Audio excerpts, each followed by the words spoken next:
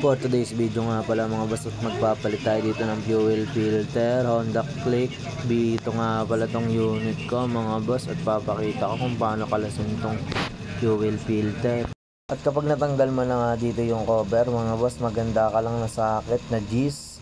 At dito nga unahin natin tanggalin yung fuel hose, at iaangat mo nga lang pala tong kulay blue mga boss, mahuhugot mo na yan.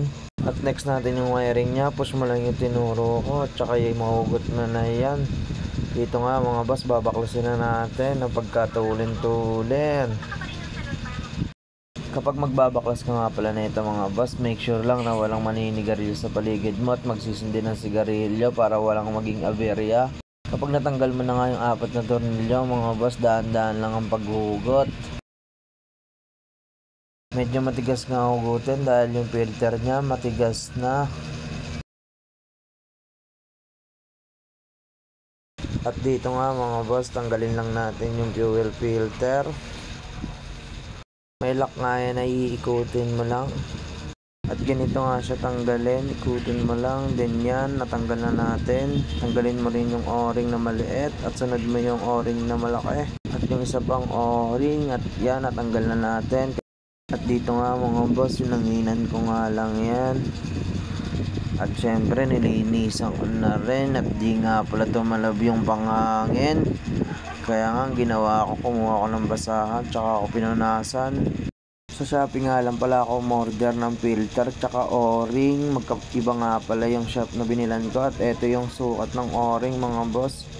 At wala pa nga palang 200 yung nagastos ko rito, kasama na yung shipping doon. At dito nga mga boss, ikakabit na natin yung o-ring at kung paano mo nga siya tinanggal, at ganun mo rin babalik.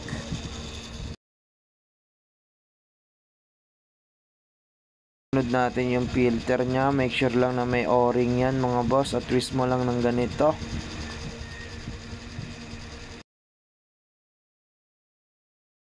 At dito nga mga boss, pinunasan ko lang yung bungad ng tangke. At meron ngang naiipon na tubig dyan, kaya nga dapat bumili ka ng bagong o-ring para make sure na hindi pumapasok yung tubig kapag maulan. At dito nga mga boss, balik lang natin yung kinalas natin na 4 na nut kasama yung bracket nya mga boss.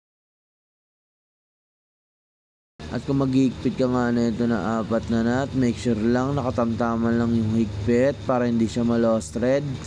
At dito nga mga boss, papakita natin kung paano ikabit yung fuel hose at saka yung socket. At ganito nga pala ikabit yung fuel hose. Suksok mo lang mga boss ng medyo madiin, press mo lang yung kulay blue na yan. At kung hindi mo nga nakuha yung pagtanggal, push mo lang ng paangat, then yan, push mo lang ulit.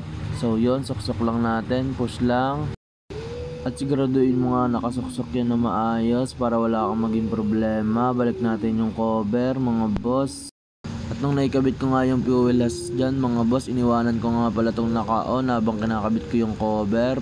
Parang nga gumana na yung fuel pump nya at magkaroon na lang gasolina yung fuel hose. At malapit na nga palang mag-ending yung video mga boss. Pa-like and share and follow na rin. Maraming salamat pa sa panonood at thanks for support.